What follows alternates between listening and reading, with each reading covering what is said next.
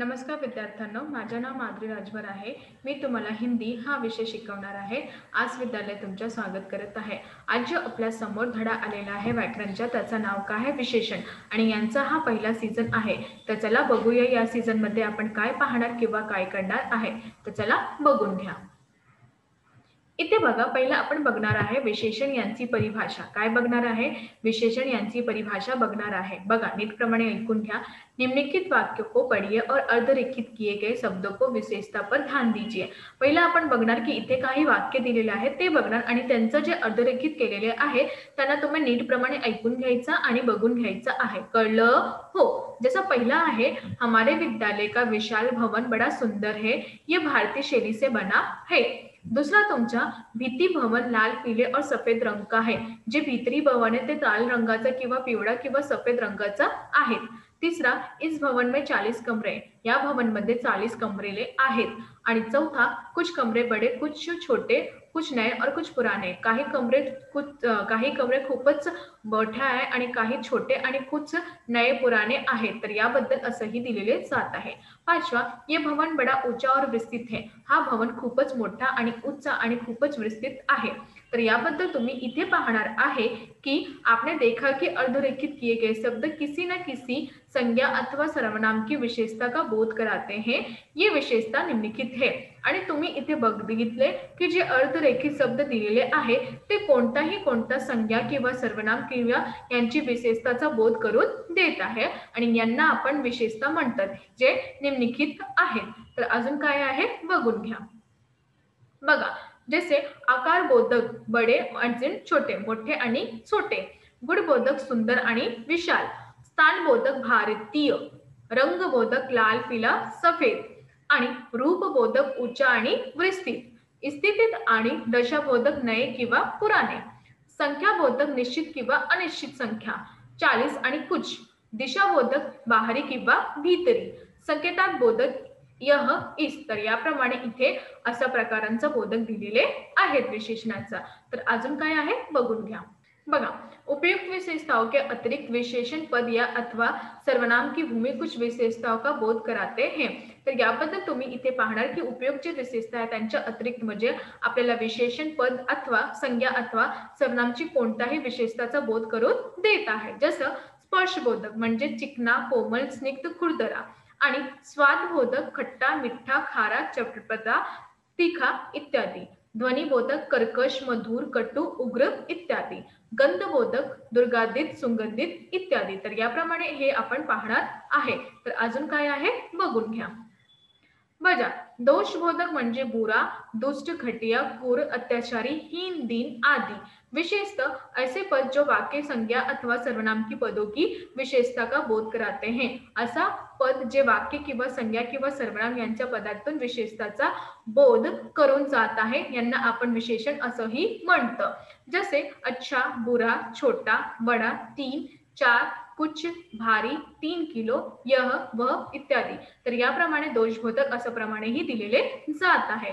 अजून काय आहे बघून घ्या। आता आपण पाहणार आहे विशेषण यांचा भेद। काय पाहणार आहे? विशेषण यांचा भेद पाहणार आहे। जसे पहिला गुणवाचक विशेषण। पहिला काय आहे? गुणवाचक विशेषण। दुसरा संख्यावाचक विशेषण, त्याबद्दल निश्चित आणि अनिश्चित संख्यावाचक विशेषण। आणि परिमाणवाचक विशेषण, निश्चित किंवा अनिश्चित परिमाणवाचक विशेषण, संकेतवाचक विशेषण आणि सार्वनामिक विशेषण। तर याप्रमाणे आपण संज्ञाचे 4 भेद पाहणार आहे। तर चला बघून घ्या। बघा, पहिला तुमचा काय आहे? गुणवाचक विशेषण। निम्नलिखित वाक्य को ध्यानपूर्वक पढ़िए और देखिए इनमें प्रयुक्त विशेषण शब्द संज्ञाओं के किस प्रकार विशेषता का बोध करा रहे हैं। निम्नलिखित वाक्यातून तुम्ही ध्यानपूर्वक वाचून घ्या आणि बघून घ्या। त्यासाठी तुम्हाला बघणार आहे की प्रयुक्त विशेषण मध्ये संज्ञा किंवा सर्वनाम यांच्या संज्ञा आहेत, त्यांचे प्रकार आणि त्यांची विशेषता बोध करून देत आहे। पहिला, सेठ रामलाल एक अच्छा और भला व्यक्ति है। तर याबद्दल अच्छा किंवा भला। दूसरा बघा, शहर में उसके अच्छे और चरित्रवान मित्र थे। शहरातून त्यांचे चांगले आणि चरित्रवान मित्र आहे। तिसरा आपण बघणार, उसे सभी दयालु, चतुर और ईमानदार व्यक्ति मानते थे। चौथा आपण बघणार, त्यांच्या सफेद रंगाचा शानदार घर दूर से दिखाई देता था। पाचवा आपण बघणार, उसका नौकर रामू लालची और आलसी व्यक्ती है। तर याप्रमाणे तुम्ही हा जे गुण दाखवले आहे किंवा दिसत आहे ते आपण पाहणार आहे। बघा, उपयुक्त वाक्य में रेखांकित किए गए शब्द अपने अपने विषयों के गुण दोष का बोध करा रहे हैं। अतः जो विशेषण अपने विशेष गुण दोष रूप रंग आदि का बोध कराते हैं उसे गुणवाचक विशेषण करते हैं। निम्नलिखित वाक्यातून तुम्ही बघितले अधोरेखित जे वाक्य आहे त्यातून तुम्ही बघितले कोणताही नवीन शब्द आपल्या आपल्या विशेषण किंवा गुण दोष बोध हा सगळं करून देत आहे। अतः विशेषण यांचा गुण विशेष गुण दोष रूप रंग यांचा बोध करून देत आहे त्यांना आपण गुणवाचक विशेषण असंही म्हणतो। अजून काय आहे बघून घ्या। संख्यावाचक विशेषण दूसरा क्या है तुमचा संख्यावाचक विशेषण। नीचे लिखे गए वाक्य को पढ़िए, अधोरेखित किए गए शब्दों को विशेष पर ध्यान दीजिए। पहला तुम्ही बघणार की 3 आदमी 2 बच्चों के साथ जा रहे थे। 3 आदमी जे आहे म्हणजे पुरुष जे आहेत ते 2 बच्चा समोर जात आहे। तर याप्रमाणे दुसरा सामने के मैदान में 5 वृक्ष खड़े हैं। समोरच्या मैदानावर 5 वृक्ष उभे आहेत। तीसरा हमारे गांव में आज 4 हाथी आए थे। आमच्या गावातून आज 4 हाथी आलेला आहेत। आणि इथे गंदा पानी पीने से सैकड़ों लोग बीमार हो गए। गंदा पानी पियत असणारा सैकड़ों लोग आजारी होणार आहेत। आणि इथे थोड़े से लोगों ने वहां भरी शिला उठाली। थोकही लोकांना त्यातून भरी शिला उचवलेली आहे किंवा उठवलेली आहे। इथे अजून एक आहे ते आपण विसरले। कुछ बच्चे बाहर खड़े आपकी प्रतीक्षा कर रहे। काही बच्चे जे आहे काही मुले जे आहे बाहेर उभे राहून त्यांची परीक्षा करत आहे। तर याबद्दल आपण पाहिले की कशा प्रमाणे त्यांचा हा जे संख्या दिलेली आहे त्यांचा उपयुक्त वाक्यातून प्रयुक्त 2 प्रकारची संख्याबोधक शब्द आहे। तर याबद्दल तुम्ही काय पाहणार की यांच्या संख्याबोधक शब्द दिलेले आहेत। अजून काय आहे बघून घ्या। बघा निश्चित संख्याबोधक आणि अनिश्चित संख्याबोधक। तर याप्रमाणे निश्चित काय आहे अनिश्चित काय आहे ते आपण बघणार आहे। पहिला बघा 3 2 5 4 निश्चित संख्याबोधक शब्द आहे। नीटप्रमाणे ऐकून घ्या। 3 2 5 4 निश्चित संबंधबोधक शब्द आहेत। बघा इथे काय दिलेले आहे निश्चित संख्याबोधक आणि अनिश्चित संख्याबोधक। बघा 3 2 5 4 निश्चित संबंध संख्या बोधक शब्द है। जो आदमी बच्चों वृक्षों और हाथियों को निश्चित संख्या बोध करा रहा है। जे माणूस बच्चों म्हणजे मुलं वृक्ष हाथिया हाला निश्चित बोध करून जात आहे। तथा बघा इथे तथा सैकड़ों कुछ थोड़े से शब्द लोग और बच्चों की अनिश्चित संख्या का बोध करा रहे। अतः जो पद संज्ञा या सर्वनाम की अर्थात जे पद संज्ञा किंवा सर्वनामची संख्या याचा बोध करून देता है वे संख्यावाचक विशेषण कहलाते हैं। निश्चित संख्या का बोध कराने वाले निश्चित संख्यावाचक और अनिश्चित संख्या का बोध कराने वाले अनिश्चित संख्यावाचक कहलाते। नीट प्रमाणे ऐकून ज्या पदातून संज्ञा किंवा सर्वनामची संख्या यांचा बोध करून देत आहे वे संख्यावाचक विशेषण कहलाते हैं। निश्चित संख्याचा बोध करणारा वाला निश्चित संख्याच्या आणि अनिश्चित संख्याचा बोध करून जात आहे त्यांना आपण अनिश्चित संख्यावाचक विशेषण कहत आहे किंवा बोलत आहे। कळलं की नाही हो तर अजून काय आहे बघून घ्या। आता आपण बघणार आहे परिमाणवाचक विशेषण। बघा नीट प्रमाणे ऐकून घ्या। नीचे लिखे गए वाक्य को पढ़िए, मोटे काले अक्षरों पर विशेष ध्यान दीजिए। आता बघा खालती काही वाक्य दिलेले आहे त्याचे मोठे काले अक्षर त्यांना विशेष ध्यान द्यायचं आहे। पहिला सुरेंद्र बाल्टी में कुछ लीटर दूध जा रहा था। कुछ लीटर सैकड़ों टन अनाज पानी में भीगने से बेकार हो गया। सैकड़ों टन अनाज पाणीतून भिगणारा बेकार झालेला आहे। थोड़ा आटा भिखारी को दे दो।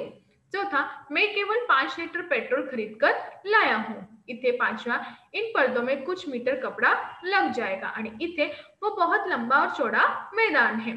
तर याबद्दल तुम्ही जे हात जे इथे दिलेले आहे ते काले मोठे अक्षर बद्दल ते तुम्ही नीट प्रमाणे बघून घ्या आणि ऐकून पण घ्या। उपयुक्त वाक्य में कुछ लीटर सैकड़ों टन थोड़ा 5 लीटर कुछ मीटर तथा लंबा चौड़ा ऐसे पद जो दूध अनाज आटा पेट्रोल कपड़ा तथा मैदान आदि विषयों की परिमाण बोधक विशेषता का बोध कराते हैं। इसलिए ये सभी परिमाणवाचक विशेषण अतः जो पद संज्ञा या सर्वनाम की परिमाण का बोध कराए। इथे जे शब्द दिलेले आहे हा सगळं जो सैकड़ों टन थोड़ा 5 लीटर कुछ मीटर लंबा चौड़ा हा सगळं जे शब्द आहे ते परिमाण बोधक विशेषताचा बोध करून देत आहे। इसलिए यांना आपण परिमाणवाचक विशेषण असंही म्हणतो। जे पद ज्या पदा संज्ञा किंवा सर्वनाम यांचा बोध करून देत आहे वे परिमाणवाचक विशेषण कहलाते हैं। जैसे कुछ थोड़ा बहुत अधिक टन, 5 लिटर, 4 किलो, 2 गज आदि। तर याप्रमाणे आपण पाहणार उपयुक्त उदाहरणों के आधार पर किया गया परिमाणवाचक विशेषण दो प्रकार के हैं। पहला तुमच्या निश्चित परिमाणवाचक विशेषण आणि दुसरा तुमच्या अनिश्चित परिमाणवाचक विशेषण। तर आता आपण पहिला बघणार की निश्चित परिमाणवाचक विशेषण काय आहे।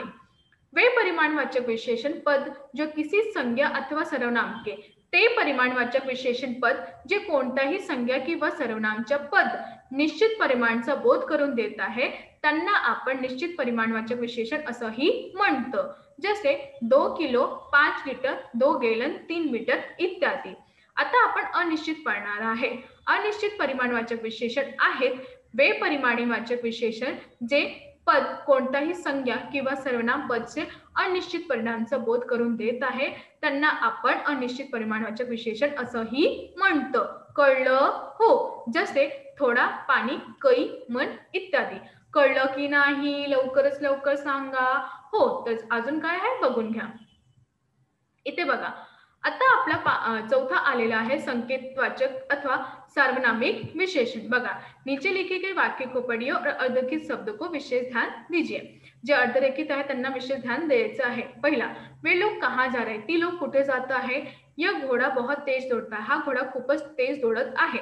तिसरा, वह लड़का मेरा मित्र का बेटा है। ते जे मुलगा आहे ते माझा मित्राचा मुलगा आहे। ये लड़कियां हमारे विद्यालय में पढ़ती। हा जे मुली आहेत ते आमच्या विद्यालयावर अभ्यास करत आहे। कोई व्यक्ति उधर गया है। कोणताही व्यक्ती तिथे झालेला आहे। आपका घर सुंदर है। मेरा भाई बीमार है। तुम्हारी बहन प्रथम आई है। आपको पिताजी डॉक्टर है। तुम्हारे हात में क्या है? तर याबद्दल तुम्ही इथे बघणार की जे संकेत करत आहे किंवा सार्वनामिक विशेषण आहेत। तर याबद्दल अजून काय आहे बघून घ्या।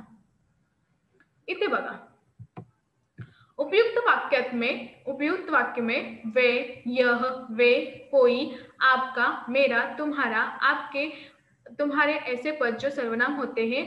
यहाँ लोग, घोड़ा, लड़का, लड़कियां, व्यक्ति, घर, भाई, बहन, पिताजी और हाथ संज्ञाओं की ओर संकेत कर रहे हैं, इसलिए अर्धरेखित किए गए सभी पद संकेतात विशेषण किंवा सार्वनामिक विशेषण है। इथे तुम्ही नीटप्रमाणे ऐकून घ्या। उपयुक्त वाक्यात बद्दल वे, यह, ये, कोणी, आपला, तुमचा, आपल्या, तुम्हारे असा पदांच्या सर्वनाम होऊन या लोकांना किंवा या लोग, घोडा, लड़का, मुलगा, मुलगी, व्यक्ति, घर, भाई, बहन, पिताजी हा संज्ञा ते संकेत करत आहे। इसलिए अर्धरेखित किए गए सभी पद संकेतवाचक विशेषण अथवा सार्वनामिक विशेषण आहेत। अतः जे विशेषण पद कोणत्याही संज्ञा अथवा कोणत्याही सर्वनामातून संकेत करत आहे त्यांना आपण संकेतवाचक किंवा सार्वनामिक विशेषण असंही म्हणतो किंवा कळत आहे। कळलं हो?